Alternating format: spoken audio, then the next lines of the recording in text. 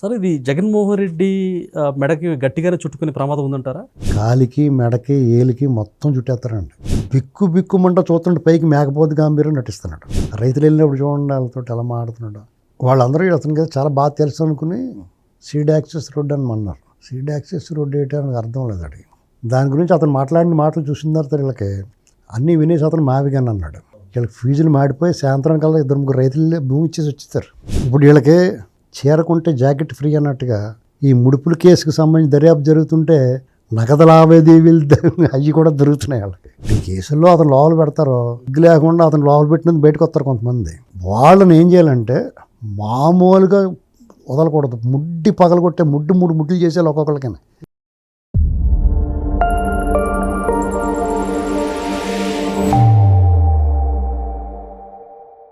నమస్తే, welcome to think Andhra. మనతో పాటు ఉన్నారు రాజకీయ విశ్లేషకులు అడుసుమల్లి శ్రీనివాసరావు గారు. నమస్కారం సార్. నమస్కారం అండి. లిక్కర్ కుంభకోణంలో చాలా విషయాలు వెలుగులోకి వచ్చాయి. తాజాగా కె నాగేశ్వర్ రెడ్డి, జగన్మోహన్ రెడ్డి గారి పిఏ, తవ్వే కొద్దీ రోజుకు ఒక కోణం బయటపడతా ఉంది. ఈరోజు తాజాగా అప్డేట్ ఏంటంటే ఆయన స్థిరాస్తుల్లో అలాగే మైనింగ్లో పెట్టుబడులు పెట్టారు. లిక్కర్ ద్వారా ఏదైతే డబ్బులు దోచుకున్నారో దాన్ని వివిధ రంగాల్లో తెలంగాణలో వ్యక్తులతో కూడా ఆ వ్యాపారం కొనసాగిస్తూ ఉన్నారు. మైనింగ్ అవ్వచ్చు, స్థిరాస్తి వ్యాపారాలు. అసలు ఈ నాగేశ్వర్ రెడ్డి ఇటీవల కాలంలో బాగా హాట్ టాపిక్ అయ్యారు. జగన్మోహన్ రెడ్డికి సొంత అనుంగ శిష్యుడు అనుకోవచ్చు, ఆయన పిఏ. సో ఈ పరిణామాలు ఎలా ఉంటాయి, దీనిపై మీ అభిప్రాయం ఏంటి? ఇప్పుడు వచ్చిన డబ్బుని ఎక్కడో చోట పెట్టాలి కదా. ఇప్పుడు ఇదివరకటికి ఇప్పటికి తేడా ఏంటంటే అండి, నగదు లావాదేవీలు కానీ వ్యాపార లావాదేవీలు కానీ స్ట్రిక్ట్ అయిపోయినాయండి. అంటే మన ఇష్టమైనట్టు చేయటం కుదరట్లా. అంటే దానికి 100 కోట్ల రూపాయలు ఉంటాయి వాళ్ళకి. మళ్ళీ దాని జాగ్రత్తగా ఎలా పెట్టాలి ఏంటో ప్లాన్ చేస్తారు. ఖచ్చితంగా బినామీలు ఉండాల్సిందే. వాళ్ళ తరఫున ఆడొకటి దగ్గర పెట్టాల్సింది. ఇదంతా వాళ్ళకి గ్రీన్ వే ఉంటుంది, గ్రీన్ కారిడార్. ఆ డబ్బులు పట్టుకుపోవడం కట్టాను. ఇది ఎలా పట్టుకెళ్తారా అనుకుంటాం, మనం పట్టుకెళ్దాం. అర్థమైంది మీకు? కానీ వాళ్ళ మార్గాలు వాళ్ళకు ఉంటాయి. ఇప్పుడు ఆ డబ్బుని ఇప్పుడు ఇది వచ్చింది చిన్న పెద్ద అమౌంట్ కాదండి. మీకు ఇందులో మనం అంతా చూసేది ఏంటంటే 3,000 కోట్లు ముడుపులు ఆలోచిస్తున్నాం మనం. లిక్కర్ కంపెనీల దగ్గర తీసుకున్న ముడుపుల గురించి ఆలోచిస్తున్నాం మనం.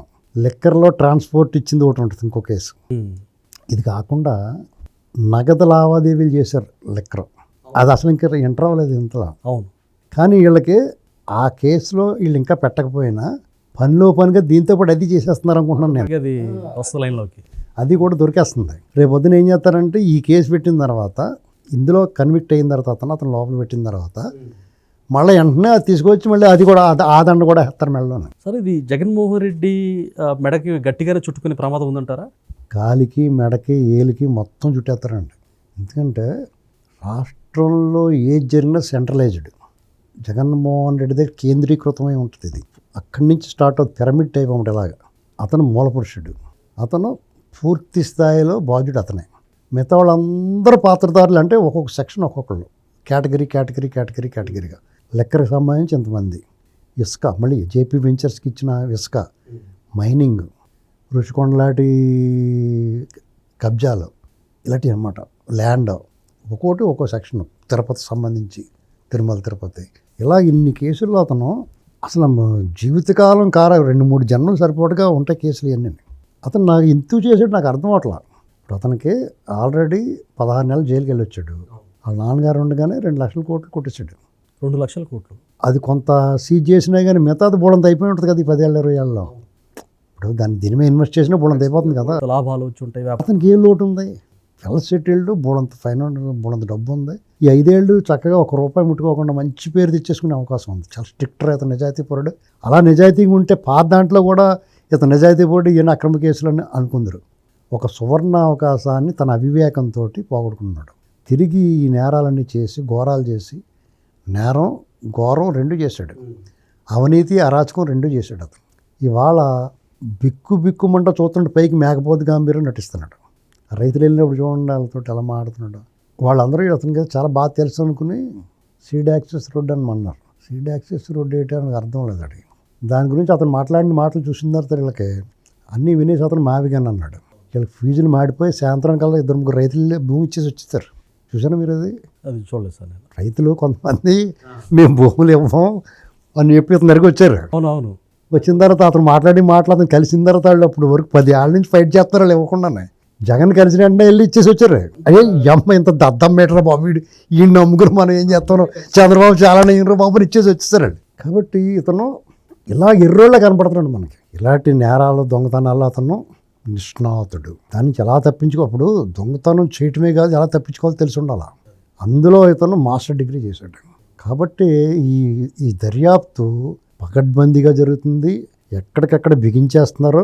ఇది ఆషామాషిగా దర్యాప్తు చేసి నడవాయా నీ పేరు వచ్చిందంటే కుదరదు. అన్ని ఫుల్ ప్రూఫ్.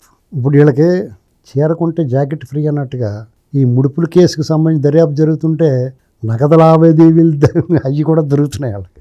అంచేత అవన్నీ కూడా తీసి ఒబ్బడిగా కట్టలు పోగొట్టి పక్కన పెడుతున్నారు. సార్, ఇందాక మీరు తిరుమల తిరుపతి దేవస్థానం గురించి మాట్లాడారు.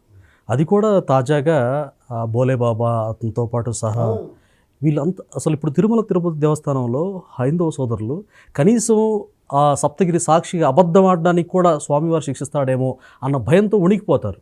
కానీ ఏకంగా కల్తీని ఇంత లక్షల మంది భక్తులకి చేసి హౌ డేర్ దట్ జగన్? మీకు ఏంటంటే, మీకు ఇక్కడ పాపభీతి లేని వాడికి, సమాజం పట్ల బాధ్యత లేని వాడికి, ప్రజలను చులకనగా చూసేవాడికి, చట్టము రాజ్యాంగాన్ని బేఖాతరు చేసేవాడికి ఎలా ఉంటాడో వీళ్ళు అలాగే ఉన్నారు. తేడాగేం లేరు, అలాగే ఉంటారు. వాళ్ళకి ఆ దేవుడి మీద నమ్మకం లేదు. దేవుడు ఏది చేస్తాడని భయం ఎందుకుంటుంది? నమ్మకం లేకున్నా ఇతరుల్ని గౌరవించాలి అన్నటువంటి కనీస జ్ఞానం వాళ్ళకి ఎదుటి వాళ్ళ పట్ల నమ్మకం ఉండదు. ఎదుటి వాళ్ళని గౌరవించాలన్న ధ్యాస ఉండదు. వాళ్ళకి ఎందుకు గౌరవిస్తారు? మీకు అక్కడ ఏంటంటే నేను అందరికన్నా గొప్పవాడిని అనుకుంటాడు అతను. సెమీ గాడ్ లాగా ఫీల్ అవుతాడు అతను. అటువంటి వాడికి ఎదటోడిని సహించడం అది వ్యాధి అండి. అది దానికి చికిత్స లేదు, నివారణే. అటువంటి వ్యాధి మన దగ్గర చేర్చకుండా చూసుకోవాలి మనం, అంతే. అతన్ని అధికారంలో గట్రా రాకుండా చూసుకోవాలి మనం. కరోనా కంటే ప్రమాదకరం అంటారా? బాగా. ఇప్పుడు చికిత్స లేని వ్యాధులు ప్రమాదమే కదా. అవును. అలాగే జగన్ కూడా చికిత్స లేని వ్యాధి మన ఆంధ్రప్రదేశ్ బాగా ప్రమాదం. ఇప్పుడు మీకు ఈ కేసుల్లో అతను లోపల పెడతారో, సిగ్గు లేకుండా అతను లోపల పెట్టినది బయటకు వస్తారు కొంతమంది. వాళ్ళని ఏం చేయాలంటే మామూలుగా వదలకూడదు. ముడ్డి పగలగొట్టే మూడు ముడ్లు చేసేయాలి ఒక్కొక్కరికైనా. ఎందుకు చేయాలంటే చెప్తున్నానండి, నిజంగా స్వాతంత్రం కోసం పోరాడినప్పుడు ఇలాంటి వాటికి ఎవడన్నా వెళ్తే ఫైటింగ్ చేస్తే పర్లేదు. గతంలో జగన్మోహన్ రెడ్డి చేసిన అరాచకాలు అప్పుడు నోరెత్తలేదు. పసిబిడ్డను నిలువైనా కాల్చేస్తున్నప్పుడు నోరెత్తలేదు. నడి రోడ్డు మీద పీకలకు వస్తే రోడ్డు మీద రాలా. ఓ డాక్టర్ నడి రోడ్డు మీద పిడకలు విరిచి కడితే రాలా. సామూహిక మానభంగం చేసి ఒక దళిత మా పిల్లల్ని స్టేషన్ ముందు పాడేస్తే రాలా.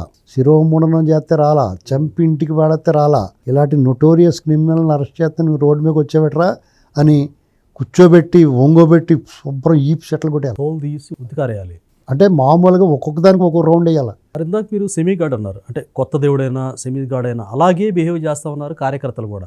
మావిగన్ అనగానే విచక్షణ లేకుండా అసలు దానికి పూర్తి స్థాయిలో సాక్షిలో పుంకాను వార్తలు, పేరు నాని కొడల లాంటి వాళ్ళు కూడా నోటికి ఏదొస్తుంది ఆయన సమర్థిస్తూ అసలు ఆయనే మాకు దేవుడు, ఆయన చెప్పింది శాసనం అన్నట్టుగా రెచ్చిపోతూ ఉన్నారు. వాళ్ళందరూ కూడా బానిసలు అండి.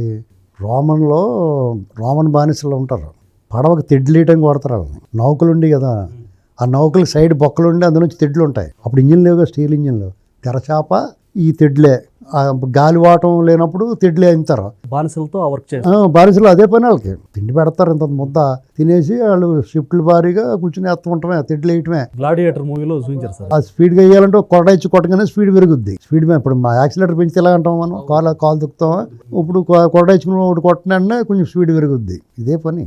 అలాంటి వాళ్ళు వీళ్ళందరూ ఉన్నారు బానిసలు. వాళ్ళందరూ కూడా విచిత్రం ఏంటంటే జగన్మోహన్ రెడ్డి సమక్షం స్వర్గం అనుకుంటారు. దాన్ని మనం బానిసల స్వర్గం రా అంటాం మనం.